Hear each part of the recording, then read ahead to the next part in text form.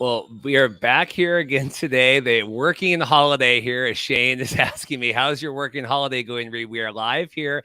Had comments on the YouTube channel this morning. He was expecting an episode today. Been promoting it all week, guys. We're here live. We've got John Vogel here. I appreciate it. Beautiful part of Vallarta. John is back in his office. John Vogel, how are you doing today? Great, Reed. And thanks again for having me. And let's talk some football. Let's get into some of this. It's been fun this past week. It has been crazy. Yes. Tell that to my wife and family here. Trying to drag me out of the hotel room to go to the beach as I've been, frantically retweeting XFL injury reports and all of that. We have the USFL college player rights draft. Lots of stuff to get into today with John. We're going to try to do an hour here, not use too much of John's time, not have my wife want to divorce me by the end of this trip here. Lots of stuff recapping XFL Sea Dragons. Dramatic loss last night to the Battlehawks at home. My friends and Michael and Paul were there. I saw photos from our season tickets, our seats. Weren't able to attend that. Lots of stuff to talk to today. John, I guess first off, breaking reaction. What did you make of a second loss in a run of the 0-2 Seattle Sea Dragons? Yeah. So watching it live last night, it's amazing how good that roster is and how one piece of a roster can just bring an entire team down. I think that piece it's the inconsistency of quarterback Ben DiNucci. And I think we all kind of expected that coming in. Now, Randy Mueller, he's the general manager there, did a fantastic job putting this roster together. It's just, I've been doing these scouting notes, articles series over on NFL Draft Blitz where I talk about, players that the NFL is looking at, from each game, basically the standouts and why the NFL would be looking at them. And the idea is to collect them over the season and basically have the list of players, that the NFL is going to take from this league. So when you look, I think they've lost both of those games. And in both of those articles, I talk about 5 players in each article. 3 of them in both articles have been the Sea Dragons because they are so good. But they cannot get the consistent play at quarterback. DiNucci drops. He's had fumbles now in back-to-back weeks. He's got the interceptions that he throws. They had an additional fumble. I think I forget who fumbled the ball. I think it was probably Morgan Ellison. Yeah. But just damning turnovers for the Sea Dragons. Well, that's the thing, and I'll pull up here. We have, and I actually really like this here on the XFL. Go to XFL.com. We're kind of the box score afterward. I like this, being able to track this throughout the game as well. I was able to watch the last quarter here, through my VPN, through ESPN Plus, through whatever the heck I had to do here to get on.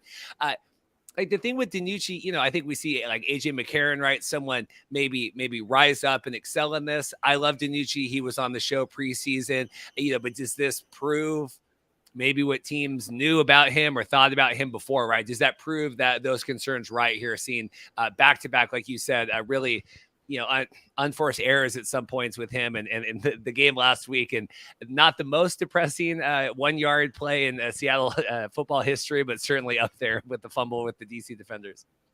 Yeah, and I don't know if it proves it yet, but I think that, you expect this kind of quarterback play across the league because the XFL from a quarterback standpoint, is basically taking the crumbs from the NFL.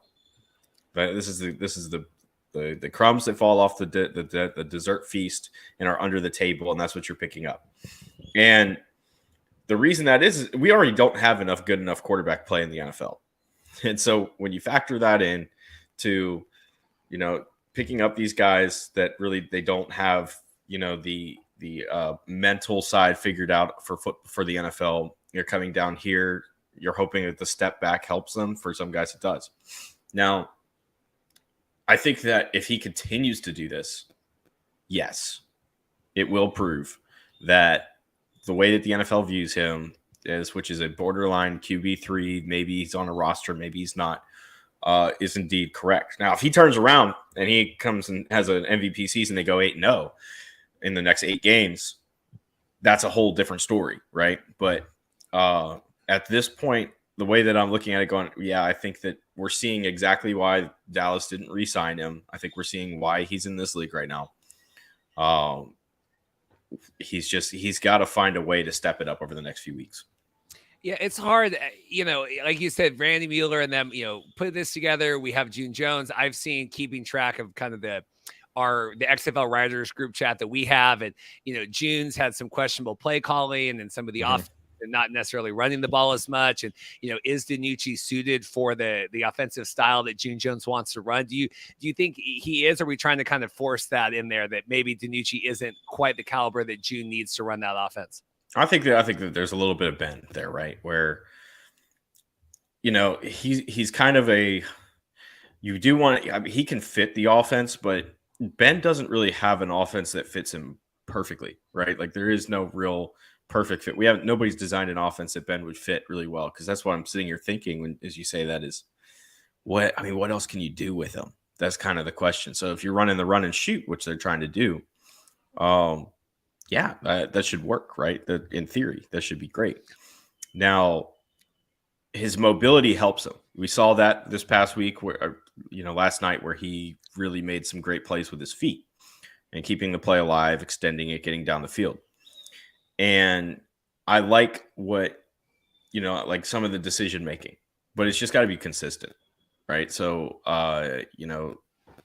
I think the you're kind of also seeing a little bit of he hasn't played a lot of professional football. When he was playing at James Madison, that was still an FCS level school. It wasn't, their level of competition wasn't great. They were a very dominant team. So, I think that there's a little bit of he still hasn't seen a whole lot. And I think he's trying to, he's still learning. He's still figuring out defenses, reading them pre-snap, seeing motion post-snap, and knowing where he has to go with it. And hopefully when he gets a better idea of the offense and he's more comfortable with it. He's only been working with it for 6 weeks now. He'll be a lot better. One thing I want to talk about, we'll get into the wider, the attendance and the ratings, kind of all that stuff. Sea Dragons, technically my team, right? Okay, we have Jim Haslett coming in, defensive mind. We're going to leave the offense to June Jones. I watched AJ McCarron run untouched, 30 yards, it felt like, down the field last night, that final drive. So are both, because if Haslett's not going to worry about the offense, I would at least like the defense to be tightened up. It just seems like they're falling short on both sides of the ball right now. Well, the defense, I think, was more of you're coming off a short week. You're going to take Monday off after Sunday night game, and then you have 2 days to practice. So I think that was a part of it, the travel as well, because you're flying back to Seattle, you're flying back across the country. You were just in DC, for the first game. So I think that was a little bit, the prep wasn't exactly where they wanted it to. I think you're going to see the defense get tightened up next week when they play. They got a long week. It's basically a bye week, which there aren't many of them in this league this year. So that's a blessing for them. I know that it stinks to lose a game, back to back on, basically final drive type stuff and to blow leads the way that you have. But I think the defense will be tightened up next week. The confusion was you're trying to install a game plan in 2 days.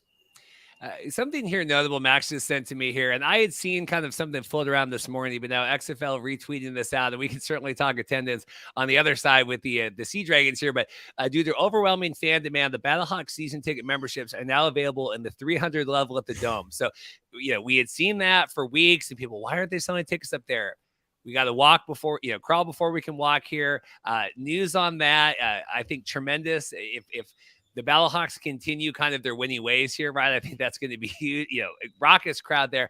On the other side, not a great attendance last night for the Seattle Sea Dragons. Like I said, my season ticket holders were there, us four, the 50-yard line. I think it was a little over 10,000, Mike Mitchell reported.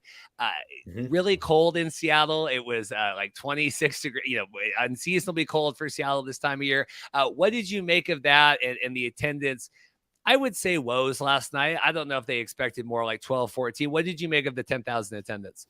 Yeah, I think that there's 2 points to that. And the first point is I'm not worried about it right now. And the reason that I'm not worried about it is because, again, it was really cold. It's hard to get people out there on a cold night to do anything.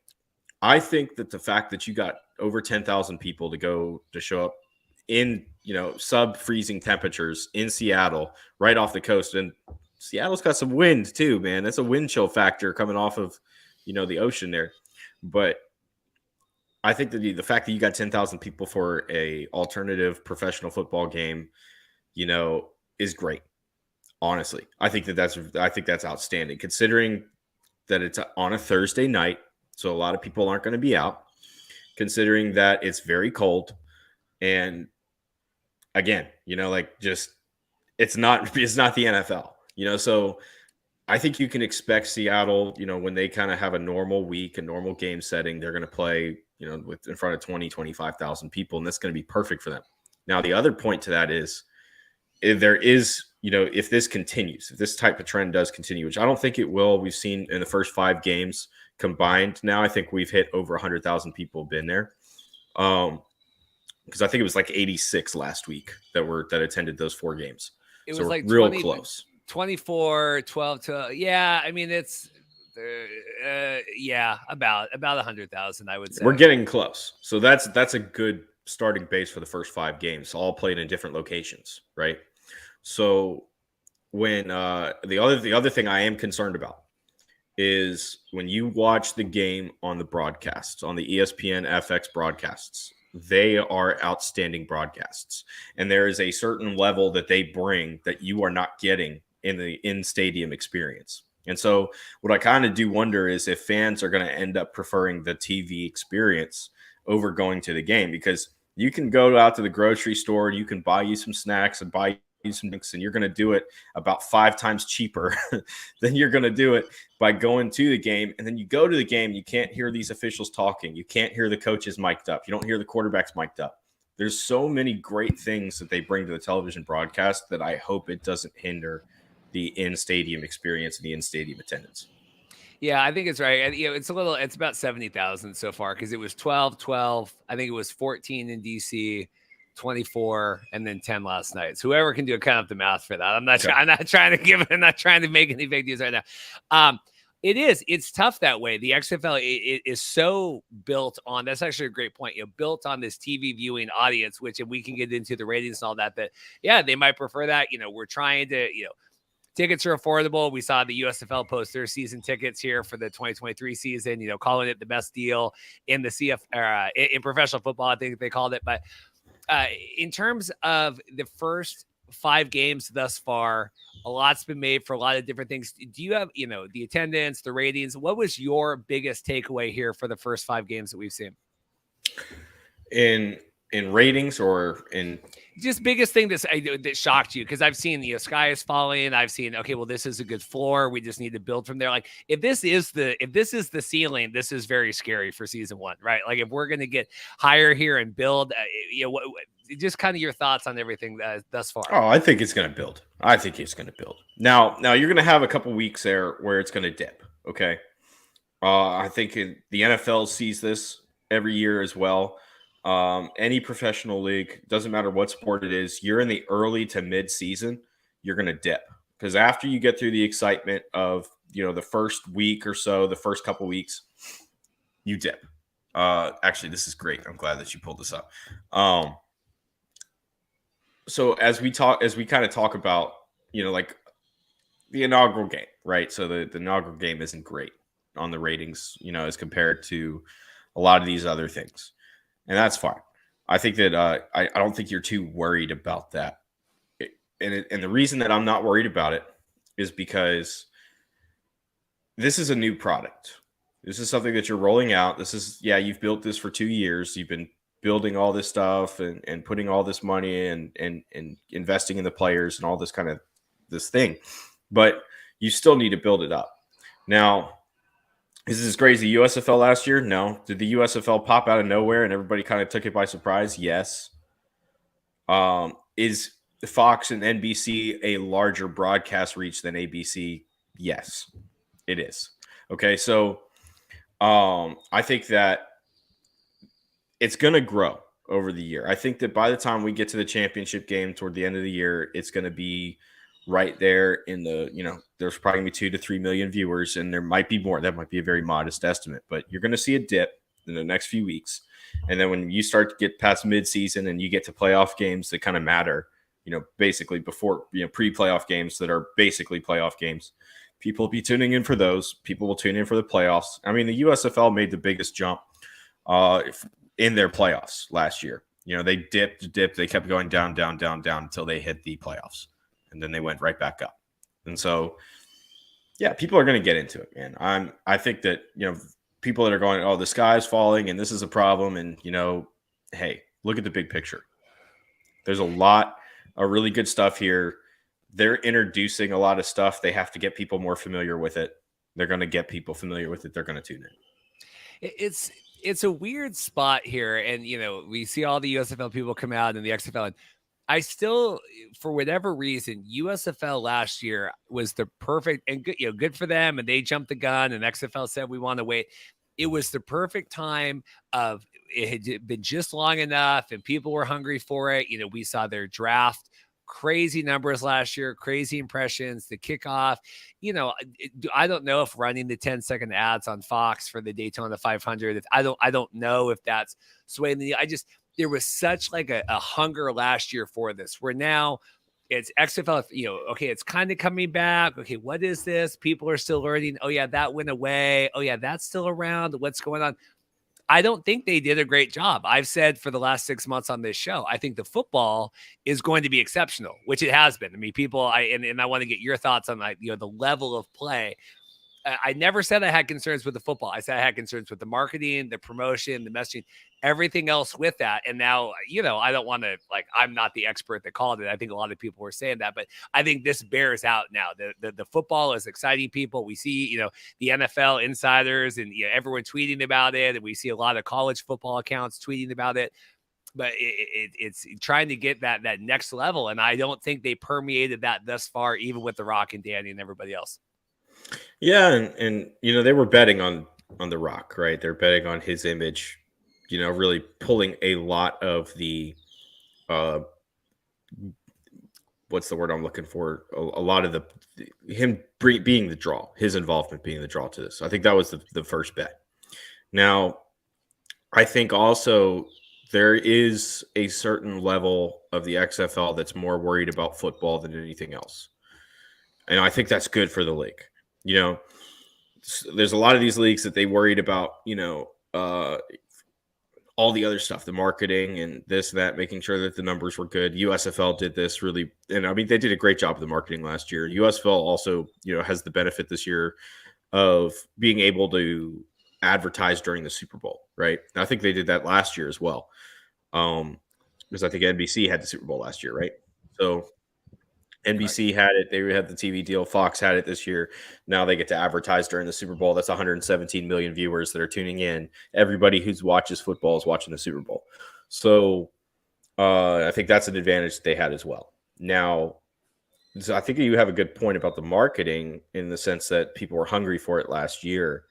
But the way that the XFL is playing the long game right now, I think that's been pretty clear, and that's why they're focused on football more so than the marketing. And from the football side, what I'm hearing is that they're doing a good job. Yeah, I would love to know, to be a fly on the wall there. We were at the Birmingham kickoff last year and, packed. I don't care how they got people in that stands, giving away tickets or letting the family, I don't care how they did it. Looked great, sounded great. I want to know, what was the Rock's feeling coming out to Choctaw? We're blocking off the seats because the sightline. I get that. But, coming out to, 12,000 and doing the rah-rah and, can contrast that to him with Vince and everything back in 01 and that packed crowd. Just curious what their internal, how do we feel right now? Because I have to imagine that we were expecting more people and more energy, even though the people that were there were energetic. But I have to imagine they were expecting a little bit more. Yeah, I think they probably were. But, it's still been a great start, I think. I haven't been disappointed with anything that they've done. Nothing in the broadcasts. I've been going, that doesn't belong there.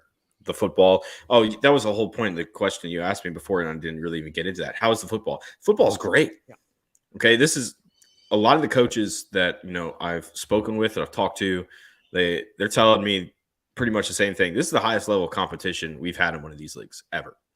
And these are some guys that have been, they did the AAF, they did the USFL, they did the XFL, the spring leagues, all that. So the fact that they're saying that, and I mean, you can see it on the field too. The product on the field is very good.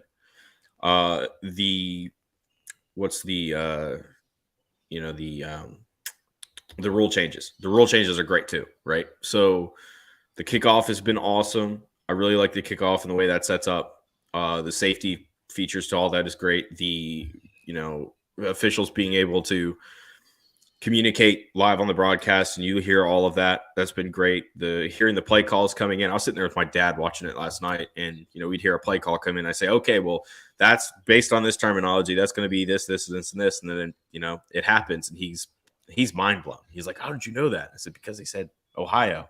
I'm gonna run a go over the top, and then my inside receiver is going to run an out under it. So that's an Ohio concept. So when I hear Ohio, I know that that's what that is. But all of that's been great, and the fields, the product on the field's been awesome. So, team, we've talked Battlehawks, we've talked Sea Dragons, right? I think Sea Dragons have underperformed, right? Obviously, just based on expectations. Any other team that you've been pleasantly surprised by that you've seen? Well, I will preview the matchups here, but just generally, like, oh, it's really great to see, like, Hines Ward or whatever, and the Brahmas kind of do whatever. Evan Willsworth, he pointed this out last year. I think it was last year when we were doing a broadcast talking, oh, Houston, that's a really great team, blah, blah, blah. And he was saying that, and I was kind of hearing him, but I was kind of also thinking he's covering Houston. He's a Houston kid, so like I was like not really taking, no offense, Evan. I wasn't really taking him too seriously, right? And then as I'm putting stuff together to scout that game and I'm looking at the roster, I'm going, wait, this is sneaky good. This is a really sneaky good roster. And I thought that I was very, I think I said it that day. I said it's going to be a question of how bad Orlando is going to be, when we did the week 1 preview. And I think we got our answer. Orlando's pretty bad. But Houston was a lot better than I anticipated. They were clicking on all cylinders on offense. They looked really good. And so until Silvers threw a couple interceptions there in the second half, but they look like they could be really good. I really like Houston. I like Houston. I love Brandon Silvers. That's my original XFL 2020 quarterback. I just worry he's just keeping Cole McDonald's seat warm there. I don't know. Like, is he really? Is he still going to be here? Even we'll get the depth charts here, I'm sure, coming up today. But is he even going to see the field again once Cole McDonald gets up to speed? Yeah, he's holding the seat. But the other thing too is how long is it going to take Cole to be ready? Because Cole's had to fix a lot about his game. His release was really bad. I mean, that's why he didn't stick around the NFL. He had a wonky, extended, really weird release that was just not. It was not compact. It didn't do him any favors. So he's kind of been working through a lot of his mechanics, and there's a lot of that's going on too. So how quickly can you be ready off of that? That's the question. We had a question here. This is I don't know what Orlando's, but the real question I wanted to ask is worst team, the Guardians or the Maulers? Maulers. Really? Oh, absolutely.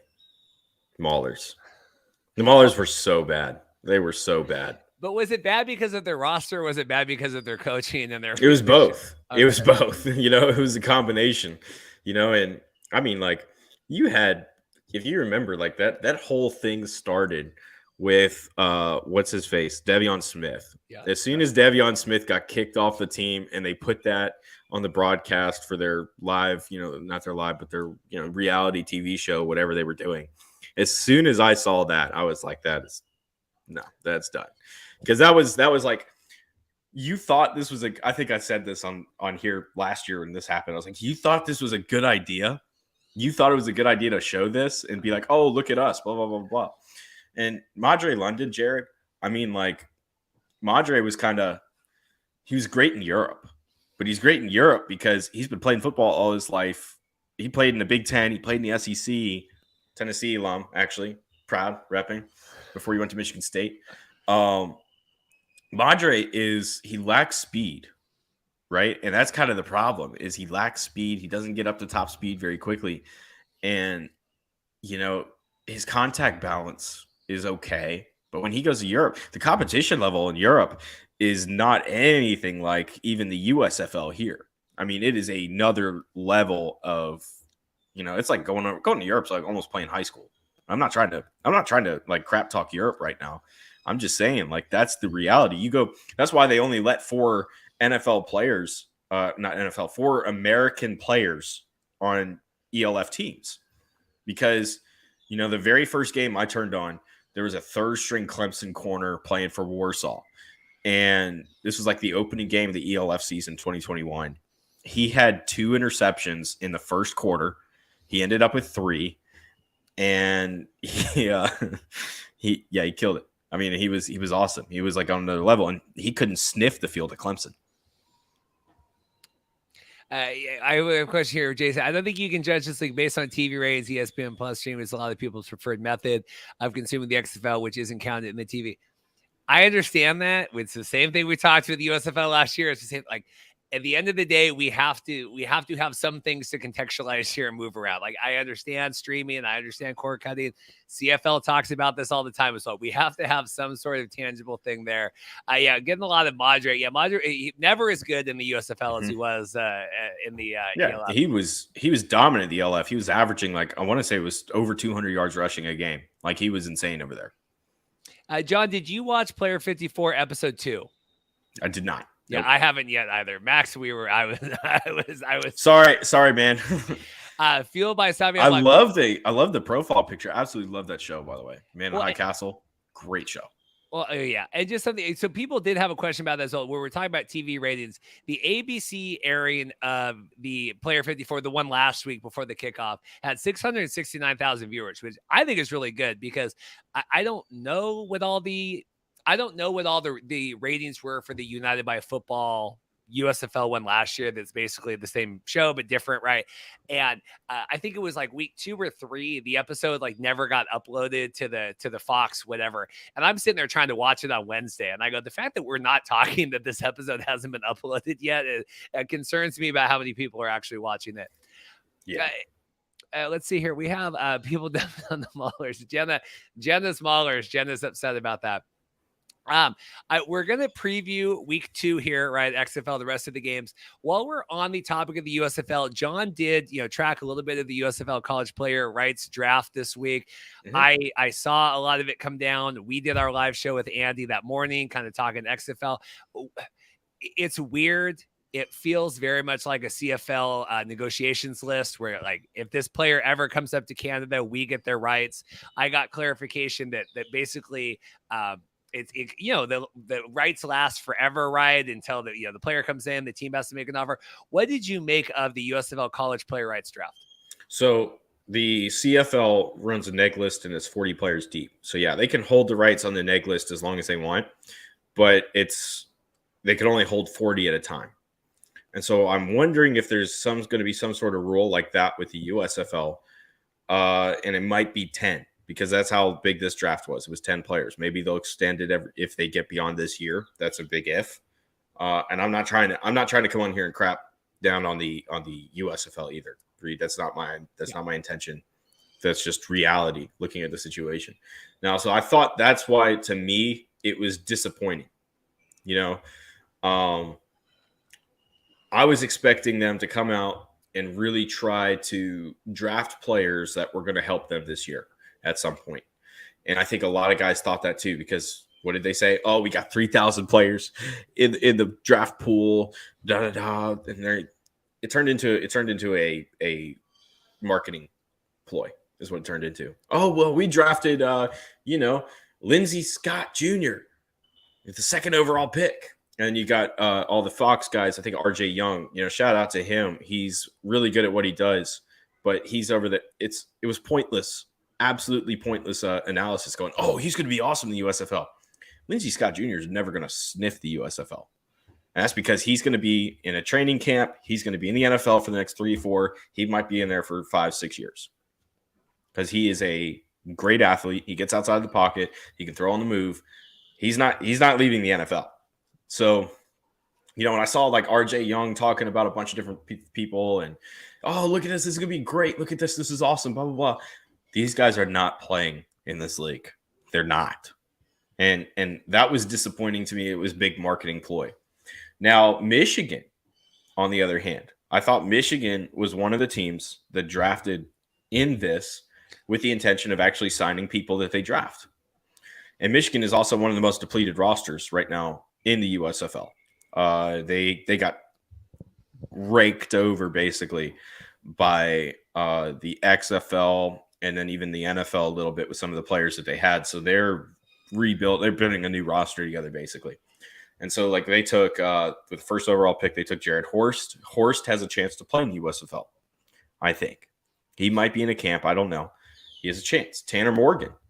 That's a guy that could play in the USFL next year. I don't know if he's going to have that much NFL interest.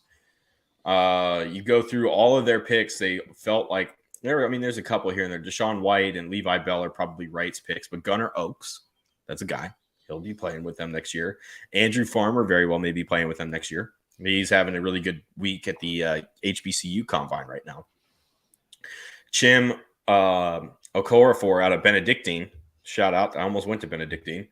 That's a long story. He's playing. He's going to play with them next year. You know what I'm saying? So, like, they were one of the teams that I felt were drafting people. I think Memphis kind of toward the end drafted some people that they'll be able to use as well. But everybody else was drafting pretty much strictly rights. And it was a marketing ploy to say, oh, we drafted somebody. It felt to me that way. And that's why it was really hard for me to get really high on it this week. It felt like the XFL, they had their kickoff. We did our draft last year. This is a really good, easy way to generate, like you said, a lot of publicity. I think it's great for the players if they end up going in there and when people sign and, we can talk about all that stuff, but it's really hard for me to get up on someone that might never even see the field there. But yet we're promoting this. I don't know. I don't want to say it felt disingenuous, but it felt, like you said, more of a marketing ploy than anything else. That's what I kind of felt because I was excited at first. I was talking to a few people that were like, hey, Corey Curtis is a guy that could potentially go in this draft. As a quarterback, he could play in the USFL next year, and there's a lot of interest with him and stuff. And then it just kind of became clear that they weren't drafting anybody to play. They were drafting really for just rights. They're going to go back after this draft, and they're going to sign the people that they want. And that was the other thing, too, is there was not a lot of transparency. For example, the New Jersey Generals lost their first-round pick, and the entire first half of the draft were moved to the final pick of the round. And the only explanation that we got was that they violated the off-season rules, roster management rules. So the only thing that I can think that they potentially did was they tried to sign a guy out of college. And I kind of feel like this draft was thrown together because nobody knew about it. I texted a few people as soon as I started hearing rumors about it. I said, what's going on with this draft? They're like, I don't know. People in the league didn't even know that this thing was going on. So I think that they probably tried to sign a guy straight out of college and they got penalized for it.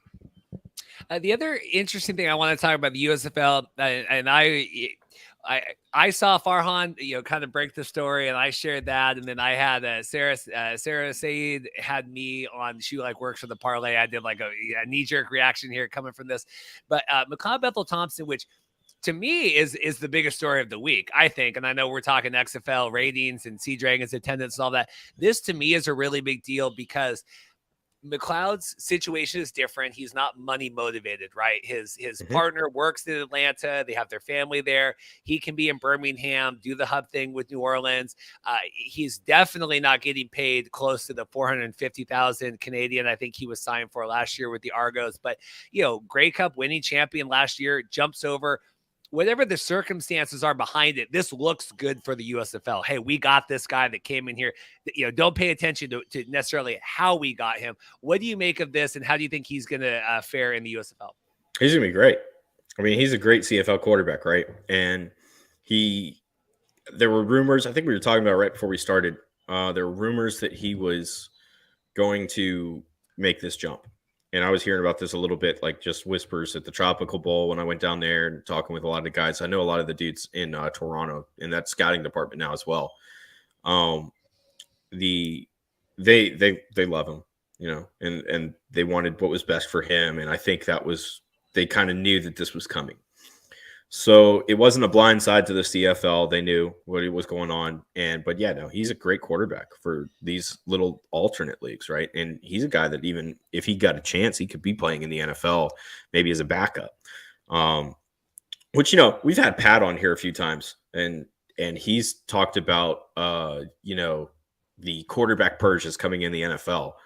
And he put me onto this past year, and I agree with him 1,000%. And we're seeing it a little bit now too, is, people are taking coaching jobs that were third string quarterbacks last year, and 9 Super Bowl rings are gone, from retirement. And, you look across the board and there's a lot, right? There's a lot of openings that are going to be opening. So I think that his jump, if it is really I think it really is for his family and he wants to be there, because obviously it's not the money, but this might be also a jump that helps him get into the NFL. Chris here he says Reed's dad is quarterbacking the Breakers. If McLeod Bethel-Thompson is my father, I take that as a compliment. McLeod Bethel-Thompson is a beautiful human being and also just a really charming individual as well. So I take that. I like this. We saw the XFL and the moves here the last couple of weeks with some of the CFL guys jumping down. So, the Renegades, seeing this, I like being, Mr. Reed, USFL hitter, but I like seeing these leagues be in competition. This is what we've talked about for 3 years now on the podcast. And this is why this matters and why we post XFL stuff in the CFL group, or why we post USFL and the XFL. All of these matter. And it's really exciting to me. Like I said, whatever circumstances led to this, but this could just be the start. Do you see McLeod at 34? I see him really starting without question here, at least week 1 for the Breakers. Do you think he comes into the quarterback room, which is already pretty busy, and gets a shot? Yeah, I think so. I think that's another reason why they wanted him. Do they sign him without? Do you really bring him in if you don't want him to play? Does he really take what we're talking about, a $400,000 pay cut to come down if he's not going to play? I don't think so. I want to know what McLeod's getting paid, because it's not 450, and that was Canadian, so that's like, what, 360 or whatever. I mean, I don't, plus the Canadian taxes and all that.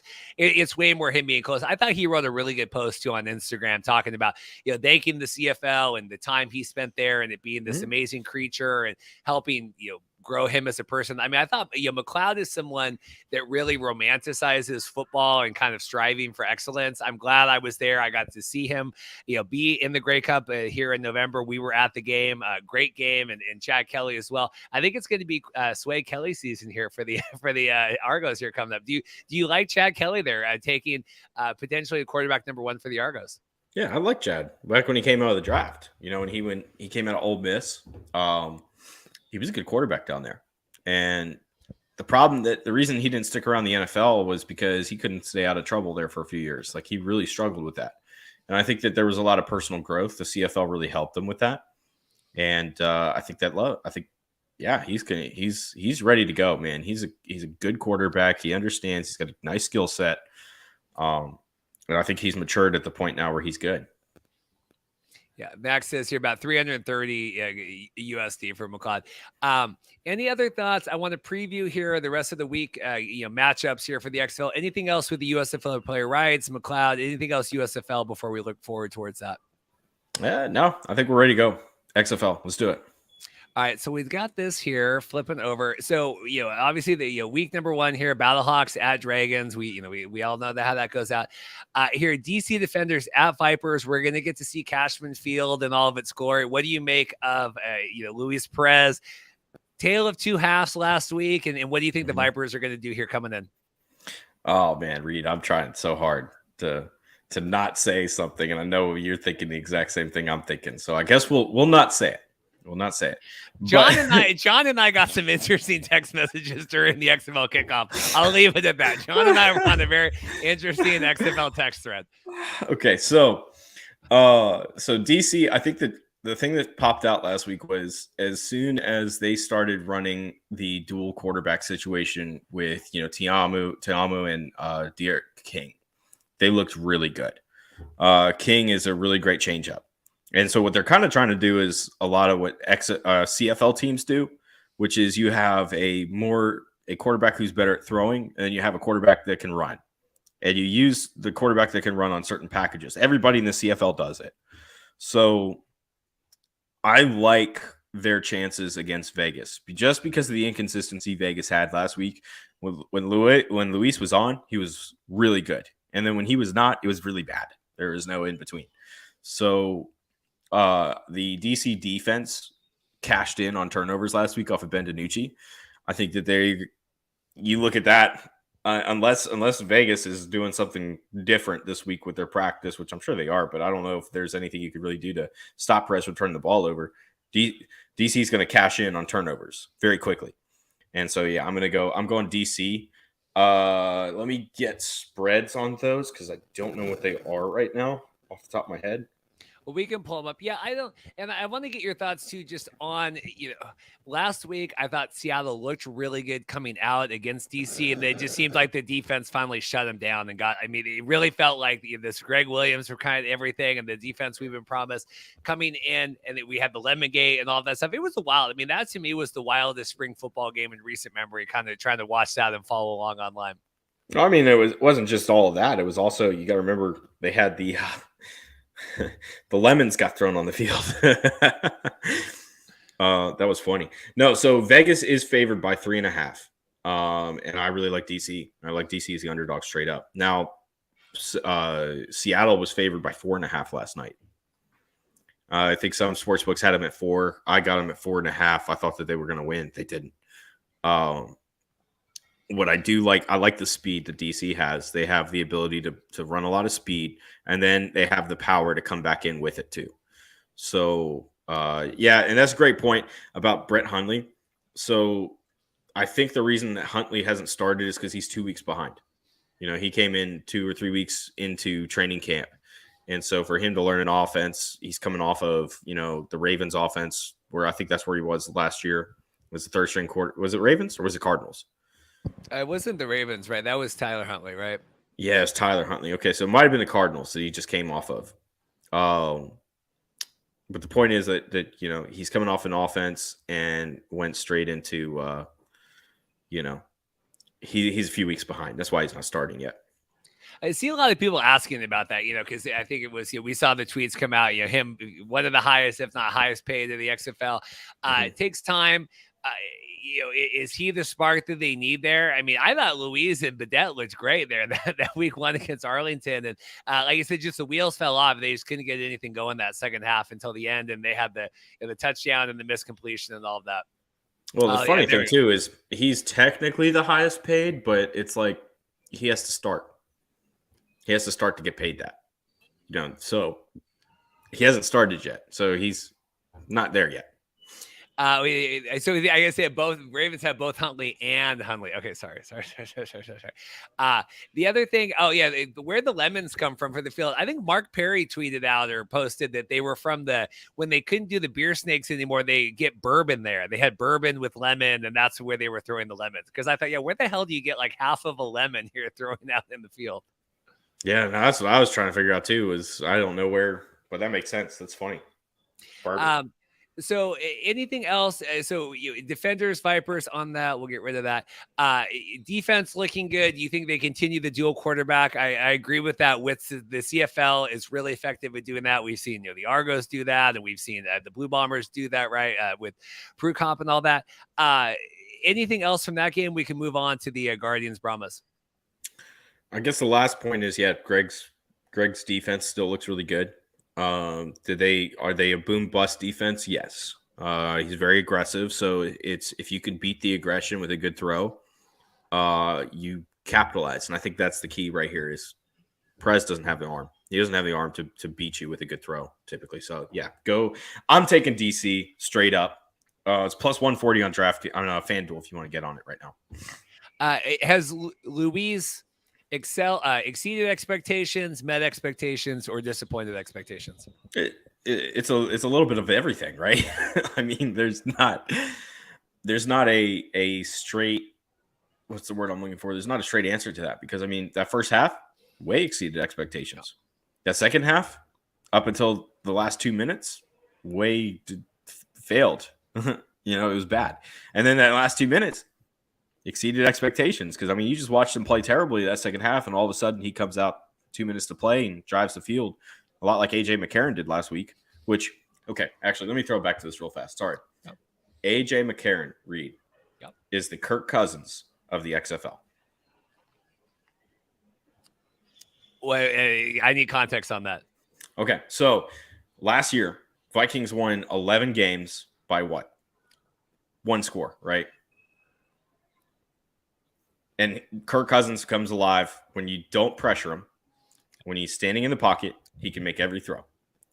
And you saw that from AJ. It was like San Antonio week 1 ran out of steam. He started throwing dimes everywhere. That last drive, Seattle could not pressure him. He was throwing dimes. He's the Kirk Cousins of the XFL. I like that. He's going to win a ton of 1-score games. They're going to go into the playoffs, and they're not going to make the championship. The Battlehawks.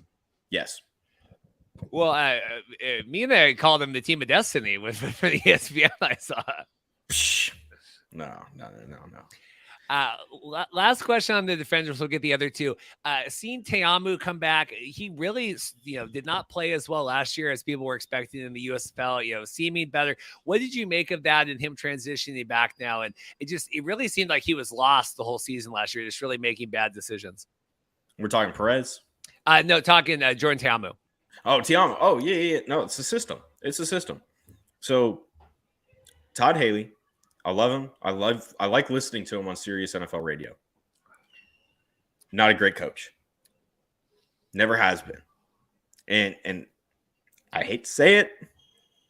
I like him. I like listening to him. But he's just not a great coach.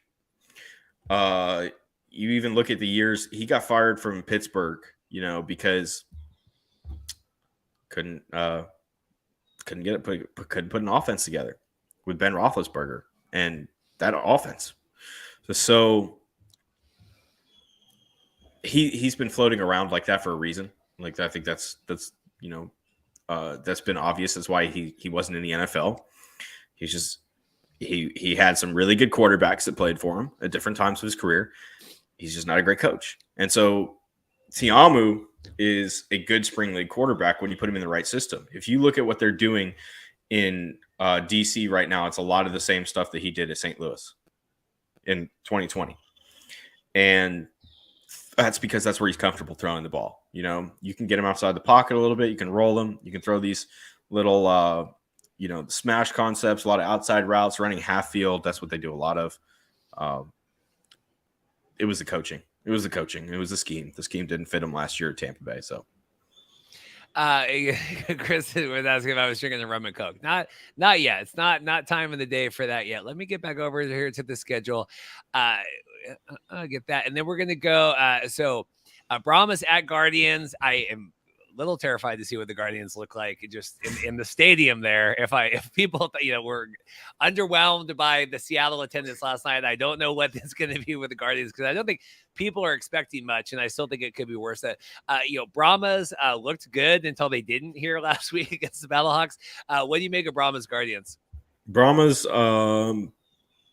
take them 3.5 right now. Do it. Take them.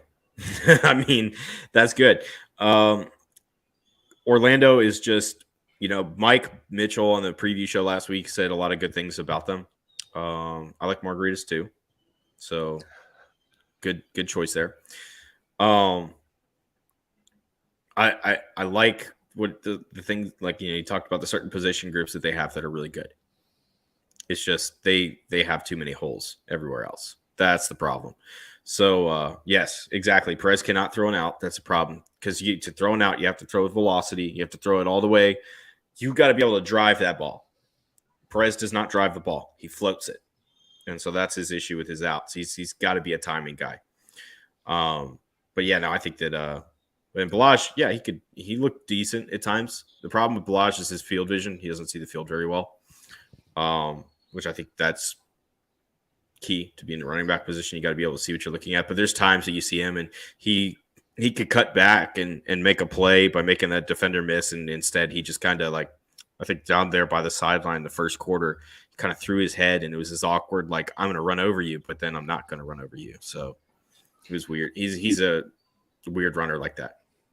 In terms of the Brahmas, I think I saw Jack Cohen was limited in practice. I think I tweeted out it was part of my barrage yesterday of drinking by the pool and tweeting out. But thoughts on the Brahmas quarterback play here headed into the Guardians, and do you think they'll tear them up the same way that Houston did? Yeah, I think so. Jack Cohen is not a bad quarterback. He's not, and I know that I liked him when he was coming out of Notre Dame. I thought that there was some decent stuff to work with there. So I think that he made some good decisions. He made some bad decisions too, but he made a lot of good decisions, and he was smart with the ball last week. And, his protection faded on him there at the end of the game, which is why, he got sacked and lost the game on that. They were out of timeouts, but I like Cohen. I think that, he's definitely limited right now in terms of his arm strength. He's not going to push the ball very far. He's another one of these timing guys. I think he's got a stronger arm than Perez has. But I think that he's got the opportunity to dice this defense up. Yeah, I think so.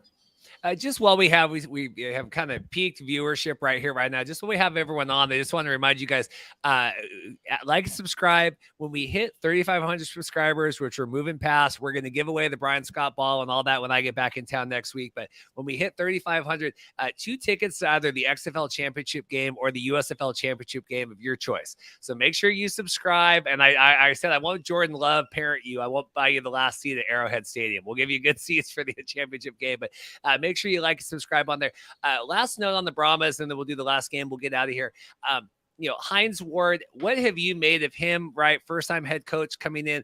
I love tracking the Anthony Becht head coach right now, which is his pure, jubilation coming in. But, we're tracking these first time, and obviously we have other ones as well. But what have you made of Hines Ward kind of, first time we're seeing him do all this? It was dominant. It was a dominant 58 minutes. It was the last 2 that the defense fell apart. The defense got tired. So there's a conditioning deal. But no, I think Hines is doing a great job, man. I think that, I talked with some Steelers guys that had, they were working for the Steelers when Hines played there, and they all thought that he was going to do great.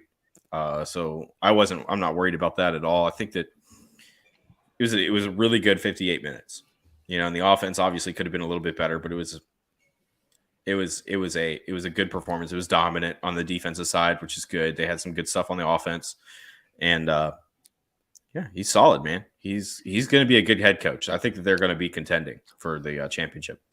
And then we, they announced obviously the Alamo Dome. I talked about this on the show on Tuesday.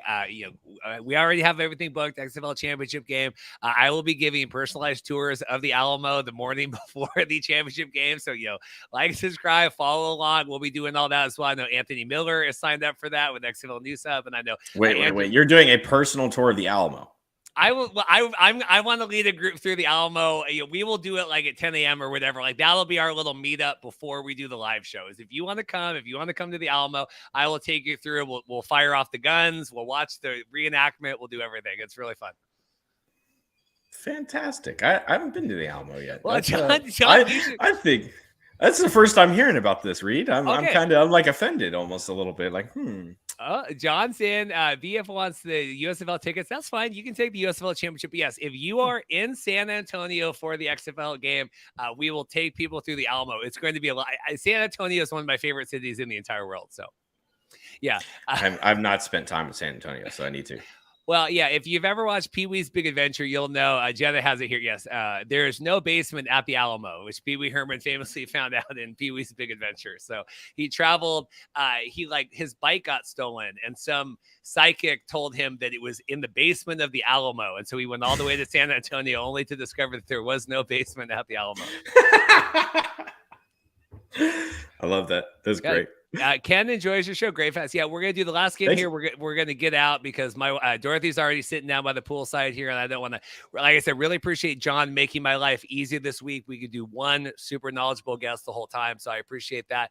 Last game, and I did see just today the trademark get extended for the Texas Throwdown by the XFL. I got the trademark notification that they still are extending that out to figure out what to do with it. But we have the Battle of Texas, the Texas Throwdown, Renegades at Houston. I think this is, to me, the most exciting of the 3 games this weekend. Maybe I'm wrong about that. What do you make? No, you're right. And I think they saved it last intentionally. I mean, I understand that when the schedules kind of came out, there was a little bit of, yes, like, they didn't know who was going to really be good and who was really going to be bad, because you really don't know until they take the field. But I think that Houston wins this, and I think Houston is favored. Let me double check that. I'm pretty sure they are. Yeah, Houston's favored by 4.5. Yeah, I would imagine. Yeah, I would take 4.5. And the reason that you take 4.5 right there with, Houston is because they were dominant last week. Arlington was not. Arlington had to come back. They had to win the game. Arlington also benefited from 2 pick sixes, right? So they have offensive concerns as well. And I think that Drew Plitt, he made some good decisions. He made a lot of bad decisions. So until they kind of get their quarterback situation figured out there, they're going to have some issues. Houston is clicking on all cylinders. I think that Arlington's defense absolutely saved them last week. That's the problem. Good question about the over there, man. I got to look at it and see what the over is. Give me a second. Yeah, John can pull it up there. 39.5. Ooh. I might. Barely. I would barely take it over. I might. I don't know if I touch that. I'll probably leave that alone. And it's just because that's too close, okay? Not a lot of these games have gone over 40 points. The one last night did not, okay? The reason that I'm not certain that you take the over here is because I think Houston can score 25 points. I don't think that's the problem. I don't know if Arlington scores 15. That's my question. Yeah, I think I don't think I want to touch that.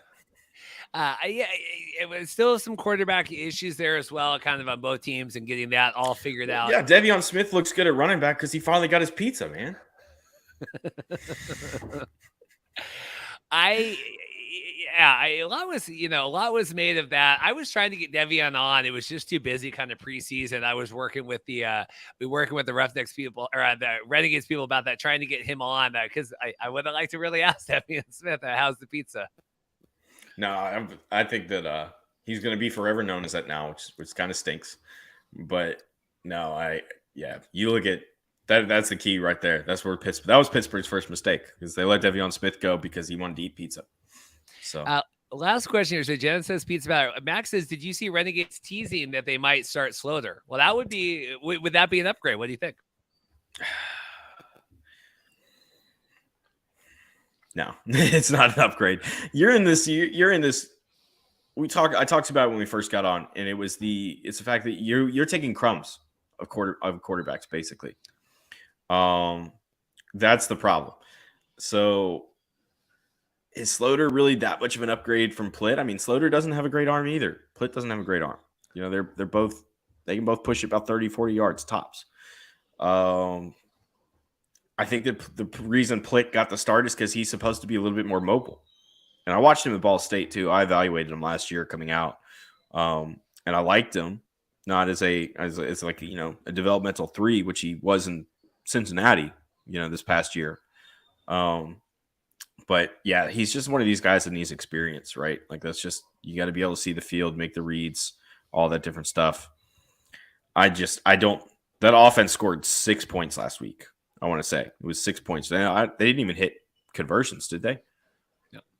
No. So they scored 6 points last week. That is concerning. I'm worried about that. So I've been checking here, trying to see, hoping that we get the ratings out for the game last night, but I don't know if we're going to get those in time. We didn't get them on Tuesday in time to talk about it on the show. Don't think we'll get the XFL ratings for the game last night today, but have been keeping track of that. If anything comes out, we'll be posting that.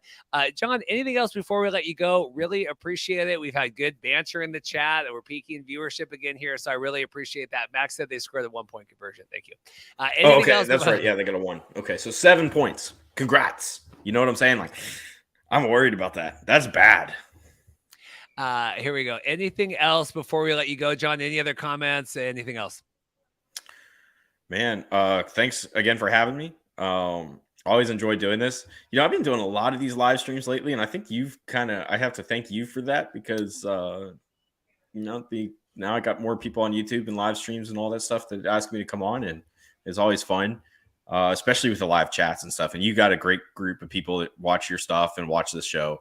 So it's always a blast to come on, and, it's always worth the time to come do. So My favorite interaction with John, we were getting ready for, I think it was the XFL draft, and I sent John a DM, and I said, John, I'm looking for people to come on my show here to talk the XFL draft. And he goes, oh, so do you want some recommendations? I'm like, no, dummy. I want to talk to you on the show. So. Well, yeah, because so he's like, yeah, I'm looking, because that's the way I saw it. I was like, I don't know if we'd ever really talked before that, right? And it was you'd messaged me, and it was kind of, well, I guess it was kind of out of the blue for me, right? Because I get a lot of DMs. I got, players DM me and agents DM me. They wanted all this stuff. And then you got the fans that, the people that follow my stuff, that they'll ask me a lot of questions too. And, whatever.